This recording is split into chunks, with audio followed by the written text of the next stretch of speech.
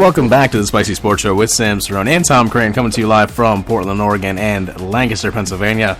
It is the 25th of January of 2017, the first podcast of 2017. It's been a while since we've done one. It's probably right before the new year.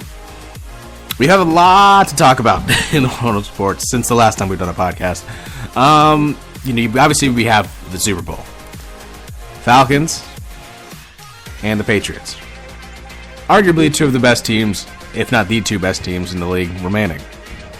Tom Brady, Matt Ryan, two great offenses, a stellar defense for the Falcons, and a pretty interesting defense, to say the least, as well, from New England. College football, you have that wrapped up. Clemson, again, coming away with the national championship. Many did not see that coming. The final play was pretty impressive. I mean, with 1 second left on the clock, and Clemson won it. I picked them to win the national championship before the game, and I even predicted the score. So I'm pretty proud of that. We're going to talk about, in college football, how exciting that is for next season. How exciting. There's so many storylines to pick from. In the NBA, our first NBA talk of the season, LeBron outing his teammates for not having a bench, and really everyone else that's not named Kyrie Irving or Kevin Love. So what's up there? And then finally, my final topics of the day. Two longtime ESPN personalities are leaving. Brent Musburger and Tommy Smith. How I feel about that. But before we begin, Thomas, say hi to the pretty people. Hello, pretty people. It's been a minute. How is the new year treating you, Tommy? New Year's treating me pretty well. Not too much to complain about. Still married, which is a good thing. Good. Well, that's about, 6 months in? Yeah. 5 or 6, yeah. Six? July. Yeah. 6 months, yep. Yeah, there you go. Halfway point of a year to a year. So, that's good. Good. All right, so without further ado, let's get right into it. The championship games overall, I would say, for the NFL, this has not been the most exciting of playoff games, of just the playoffs in general. I mean, a lot of these teams, you turn them off by halftime, and that's unfortunate because I think that's what's killing the ratings in the NFL. It's probably one of the reasons why. I mean, you think overall, there are just so few dominant teams. Everyone says the NFL is full of parity, but let's be honest. I mean, it doesn't. In the playoffs, it didn't seem that way. Granted, there were injuries. Again, namely Oakland. Houston doesn't have a quarterback. You had some bad halves like the Packers did on Sunday, and the teams just took advantage. In that NFC Championship game, you have the Falcons and the Packers, two teams that it was projected. I think it was 63 for the over/under. And if you bet the over, congratulations. But you think it would have been a lot closer than it was with the 44-21 win. Obviously, Tommy, it's going to be difficult for you to talk about. But Matt Ryan in the first half was very impressive overall on the game. 27 of 38, 392 yards, 4 scores, 2 of them to Julio Jones, including one of them which he broke a tackle from which he was actually being held and raced off to the races his 6'4", 226-pound 4.3 speed frame. Arguably the best receiver in the league right now. If there's a debate between Julio Jones, Odell Beckham, and Antonio Brown, you can clearly see right now it's Julio Jones because his team's in the big game. But Tommy, what were your feelings about, obviously from a Packers perspective, but just as a overall, as the game was going on and the Falcons were torching the defense, which again has had some injuries throughout the year. You guys have had some issues at cornerback, but I thought you would think this would be a much closer game, wouldn't you say? I would, especially when we played them in the regular season. It actually came down to the score was 33-32. I believe it was week 5 when Atlanta came to play Green Bay.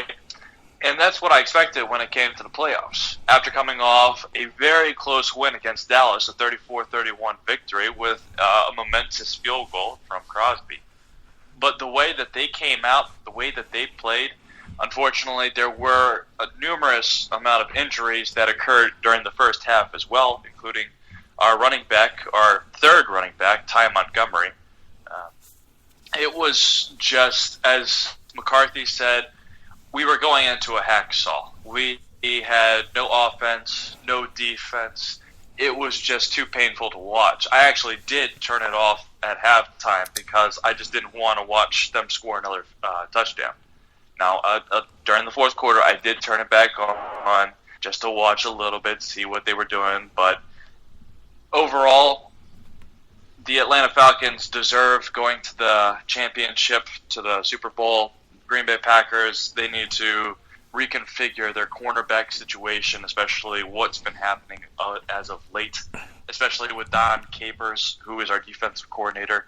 He may need to be looked at because his defense program for the past 5 years since our Super Bowl victory has just been horrendous. So congrats to Matty Ice. He's staying icy cool, especially going to the Super Bowl, so I can't actually wait to see him play. And shout out to Exton, because that's where he's from. Fair enough. So, I mean, honestly, the Falcons, if I'm looking at any of the teams that were going to play the Patriots, the Falcons were going to be the better of the two teams. And again, it's not a knock against the Packers. I think it's just the Falcons have so much depth offensively. When you have Julio Jones at the 1, you have Mohamed Sanu, a great slot receiver. You have Taylor Gabriel, who was cut by the Browns. And again, which is pretty bad, to be one of the premier slot receivers and best speed guys in the league. And then you have the duo in the backfield as well. Then you move over to the defensive side. A lot of these guys on the front four and in the secondary are within their first 3 years in the league, and they're producing. I mean, these guys are getting to the quarterback. Aaron Rodgers scrambled all day. I mean, at one point you saw the stat, he got hit about 12 times halfway through the third quarter. I'm like, this is brutal. Even as much as Aaron Rodgers is a great quarterback, he can only withstand so much and be effective before the hits start wearing and affecting his accuracy at some point. Moving on to the Patriots and Steelers game, again, it was about the same, and a lot of it had to do with injuries early in the game, similar to the Packers. The Steelers lose a running back in Le'Veon Bell, and the Patriots turned it on. Chris Hogan, who was cut by the Bills, 9 receptions, 180 yards, 2 touchdowns in the day. I mean, Tom Brady is making guys like Chris Hogan look into all-pro players. It's pretty ridiculous what they're doing in New England. And it was just embarrassing to watch in the second half. Patriots outscored them 16-0 in the third, and that was it. Now, looking forward to the game, again, you have 2 great offenses. Matt Ryan has a lot of weapons offensively that are very talented. Tom Brady puts them in the position, on the other hand, to make the right play. Which offense, Tommy, are you scared of more? Are you scared of the Falcons or are you scared of the Patriots?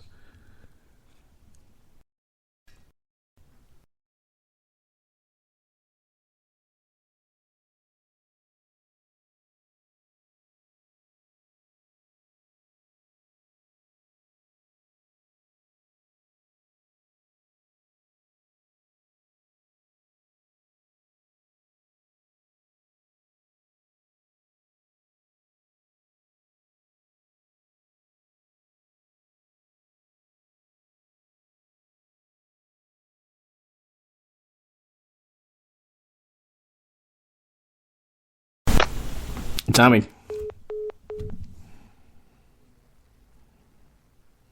Okay, we're having bad connection issues, but we're getting to it. Hey, buddy. Yeah, can you hear me now?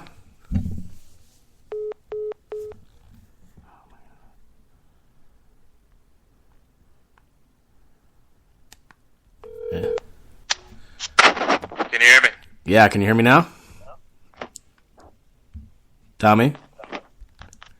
Tommy? Can you hear me now? Yeah, can you hear me? There we go, yes. Okay, good. Well, I don't know if you heard the question. We were talking about the Falcons and the Patriots, both of these teams who have great offenses. Again, Matt Ryan has great offensive weapons. Tom Brady makes these great by putting him in the right position. Which offense are you scared of more, the Falcons or the Patriots? I am more afraid of the Patriots offense than the Falcons offense. I know that Sanu and Julio Jones are both great threats when it comes to wide receivers, but you got to look at the complete offense. I'm looking at Garrett Blunt in the back, who is been stellar throughout the season and through playoffs. Hogan, as you said, Edelman, Amidala. It's these receivers that get open so often that it's amazing. Tom Brady can make any undrafted, unselected player great, just like Belichick can make Brady great. So I see the Patriots having an offensive field day against Atlanta.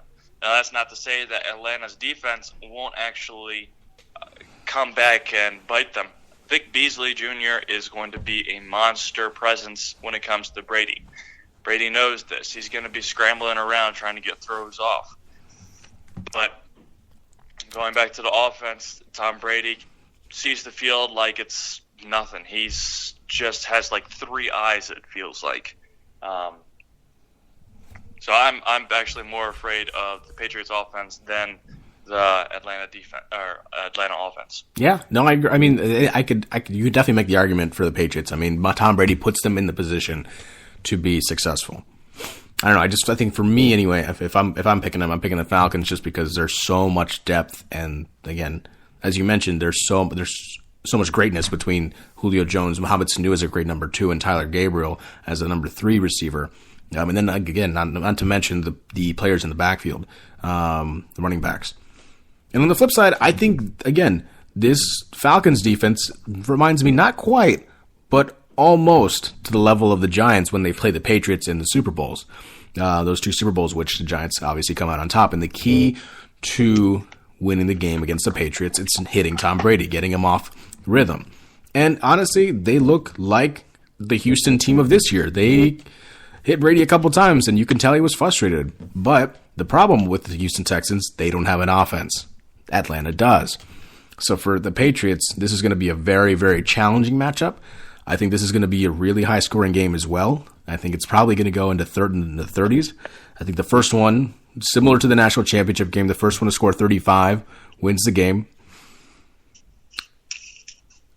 So, Tom, we're gonna save our picks for next week. But as of right now, anyway, who are you leaning to based off just what you saw over the weekend? Steelers had a stronger defense than Green Bay. Atlanta just ripped apart Green Bay's defense, but I'm still going to give it to the Patriots from what I saw last week. Okay, yeah. I mean, for me, I'm leaning Atlanta. And again, this is not me knocking Tom Brady at all. I just think that overall, Atlanta has the most complete team so far. So we'll take a short break. Again, we'll do our picks next week for our official picks for the big game. But in the meantime, we'll take a short break. When we come back, the college football season's over. Clemson's on top. But what are the premier storylines heading into next season? I'm already excited. Tommy, I feel like you are too, especially with what's going on in Happy Valley. So we'll take a short break. When we come back, we will talk more about college football. Here is Coming Over, Kygo, Dylan Francis on the Spicy Sports Show with Sam Cerrone and Tom Crane on Spreaker Radio.